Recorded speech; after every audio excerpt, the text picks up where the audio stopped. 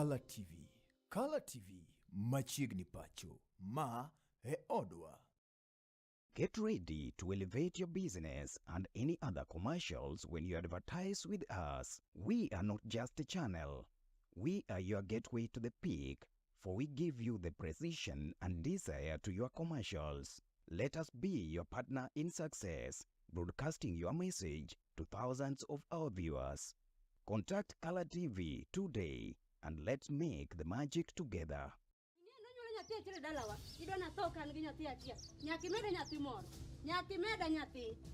Anna se con ni malaria moro no goya matek masani weche mag nyuol go podo kanyal iwi malaria no put chanam kata nyoro kanyai clinic daktari ko ni malaria pod ni e denda pod weya mondo an nyanya dolo ka kanja dolo oni nane no re gweng ni malik nyo an nyago migori a lebo ne ponga dek mogo dugo 33 iwinja nyako aneno kok dhi dagore donjon kuje do ng'eni zato ne yudo remba mato gimana chako go chon mabuk dagrum sa ma wacho ni donjon kuje iduoko ikoda nyasacho kendo wuon wa jal mabade dongo ineno ka koro dada ni obiro iraka monda duok ne bet mogo piny ambi anduta duok mogo piny mai momio na wacho ni udi manyi wacho mang'eny ade wacho ni nyawe indio ade wange dale ko le koro ne chaka gimo mia mama moro eto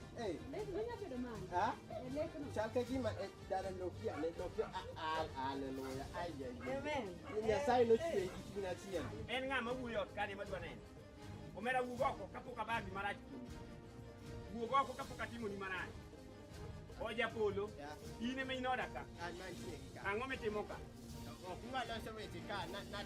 in makoki dawaro dhako ni in makoki dwa ware ema penji in makoki dwa ware kawuono dong chieng' wawere ni in koka Nyasaye wuoyo kodi mondo bi ware dongi ya jipero gi wiwricho ya magita bana gem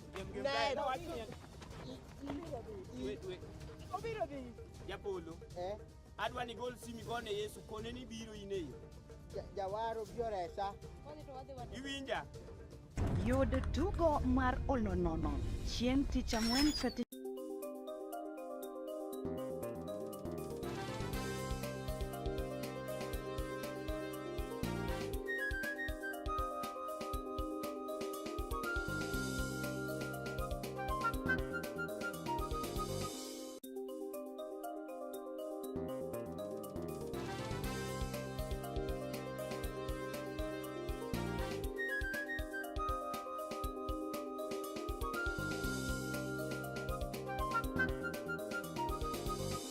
Ineno Color TV.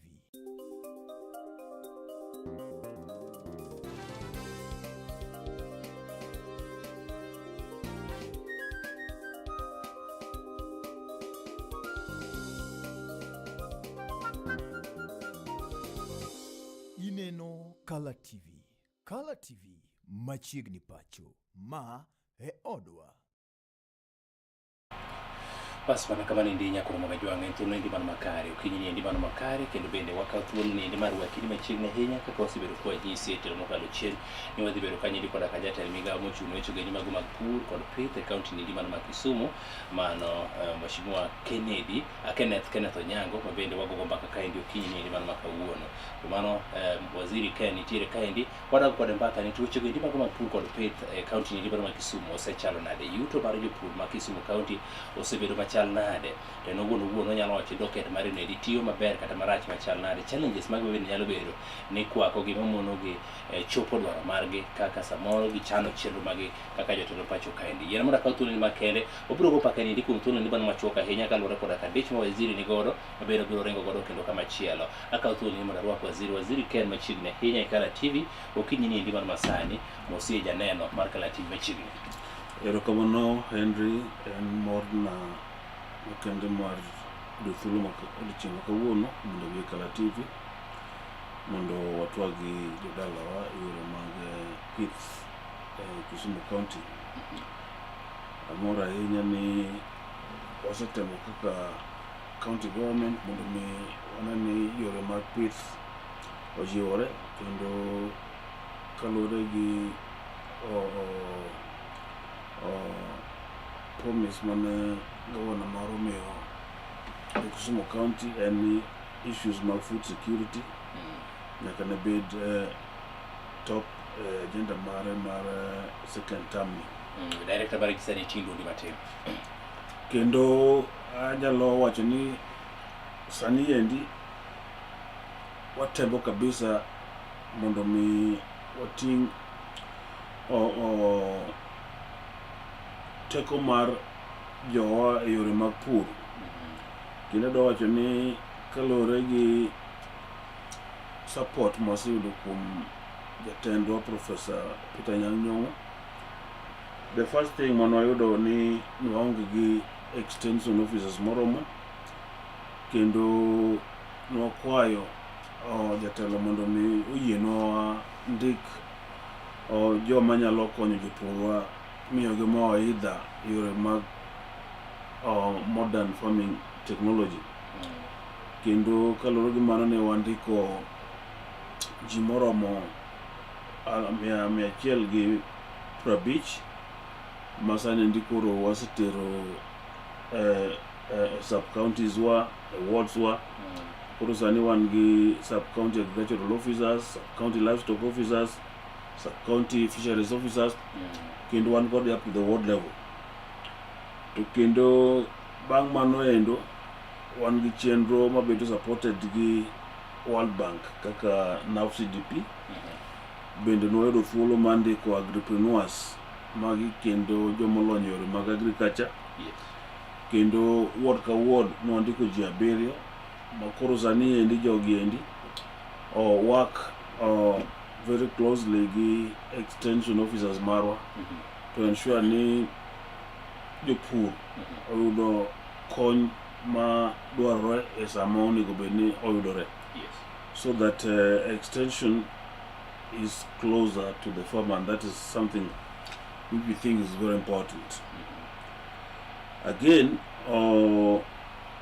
wase temo kabisa mondo mi wabed gi policies ma nyalo miyo wa ket agricultural services closer to the people. Nimar ing'eyo ni seche moko nitie interventions ma kidwa timo to nyaka ibed gi policy first.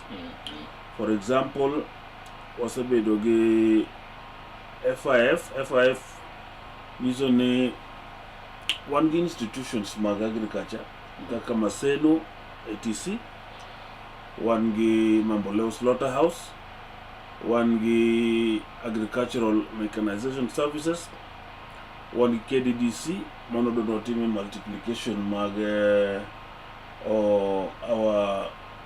our dairy cattle. Nimar ing'eyo for a very long time jowa osebedo ka pidho dhok ma indigenous to dhogegi endi ok migi yuto moro makare kolore gi chak. So wadwaro ni mondo miwa improve our indigenous cattle through AI services kendo mano endo wadhi timo center mwasegero already wasetiyo gi almost 140 million chemelil Tamu Ward kamiluongo ni Nyangore. Koro magi endi watimo mondo mi koro ka for example Maseno ATC chon kane gin gi kata mana function tiyudo ka pesa nyaka dhiye county account to mondo mi oyude to defray cost ma pile pile kata ka dhiang' tuo kata ka gin gi welo ne tek. Koro ne waloso facility improvement financing. Mano is an act ma koro nyiso ni ka gin gi welo to giyudo revenue to wan gi revenue account. We also have what we call a commercial account. Koro pesa ma giyudo 80% gi retain to run their activities, 20% of the money that they get what is the CRF. Koro ma osemiyo koro what revive institutions One gi tractor services, for example, ka ipuro ne any farmer to pesa no dhi CRF. Ka kiny o chetengo tuch to onge pesa matero nade minyalo tiyogo mapiyo mondo mi din chetengo. But sani endi MS kanyo koro nigi account mare emergencies makamago endo onyalo timo mapiyo piyo. Yes. Recently, wan gi gimiluongo ni e-voucher subsidy program ma governor marwa nyito sign machiegni MOU gi Equity Bank. Kuom ndalo mang'eny wasebedo kwa miyoga jopur freebies, kind fertilizer, imikara mana fertilizer bag achiel, kodhi mfuko achiel. Tiyudo ka seche moko beneficiaries gi ogin jopur ma kawaida. Oyudo gini kadhi timro nade ochako uso emiyo ng'ato dhiang' to uso dhiang' mana kama ichungi kode. So nowacho ni nyaka wabed gi policy makoro nyalo streamline gini endi. So that is why we came up with the e-voucher subsidy program for Kisumu County. E-voucher ni endi wadhi tiyo gi Equity Bank digital platform. Yes. And there is going to be co-payment. Ma kaja puro the aggregate more the register in this digital platform. You put 40% of the cost. Okay. To county 60%. As we talk, a budget masani endi okita 100 million for this e-voucher program. Koro sani endi you was chako twerk. Yes. Morning we know the assembly, because the assembly draw the team of public participation in all our wards.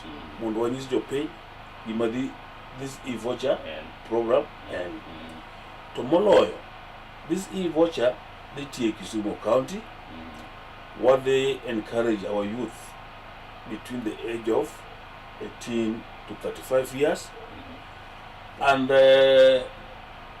mothers, especially mothers mar heading households.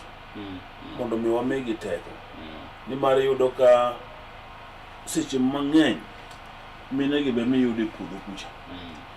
Koro ka idhi nyiewo for example maize seed, certified maize seed, at the moment all retail at 1,100. Koro idhi agro dealer machiegni kodi. Yes. Because agro dealers gi wadoni gibed at least 10 kilometers away from the farm. But would wish ni gibed as close as possible to the farm. Koro kain kodi en 1,100. Yes. 40% is just around 450. So the county, the chulo, the 550, sorry. Manendo, the kind of arrangement that we are having. What the team sectors mag fisheries, yes. What the team sectors mag apiculture, you mag kichi and togi crops. Koro obiro bedo gi public participation kenda ageno nikasa uchopo tabiro duge kala TV nindi. Yes. Monda wuo specifically yore mag ang'o yore mag e-voucher nindi mondo jopiny owinj maber. Nimar maendi en gima dhi bedo very transformation. Yes. Nimar ing'eni sani endi sami pitho tiwinjo ka ni waziri miwa kodhi, waziri miwa ang'o miwa fertilizer. To koro maendi wadwaro ni koro bed gima nyalo koro konyo jopiny and then gima governor marwa support totally to kendo ng'eyo ni jowa ma are involved in farming biro embrace. Okay. Another thing mawatimo you know ni national government subsidize fertilizer. Kendo sani endi iyudo ka fertilizer oae bei mamalo almost 6,000 to 2,500. Gima the team wadwaro ni ward ka ward were open satellite or what we call last mile fertilizer depots. Mose ujorogi National Cereals and Produce Board, mondo mi watima ng'o, we'll get these services closer to the people. Imari yudoka kangatu wakara mana nyaka chucha. Nibiro ka fertilizer or depot mag NCPB and a very difficult exercise. So you want beginning from the next planting season, mondo mi koro watima ng'o, hotel gigi endi closer to the farmers to kendo wakwayo jopiny nimar anan japur